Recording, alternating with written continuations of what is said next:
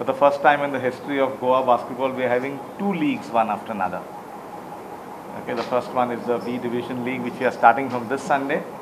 And then soon after, once this league gets over, the whole schedule is there. We'll begin with the A League.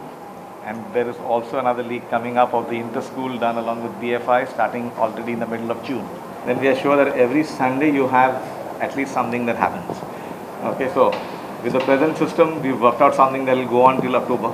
Out for is the junior level players for the, which we are going to develop them into, so they can represent the state in future.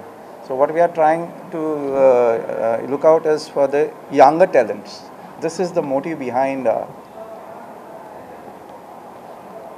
in organizing this. Now this year we have so many leagues now. One is the B League, the second one is the Championship League, and the third one is the School League.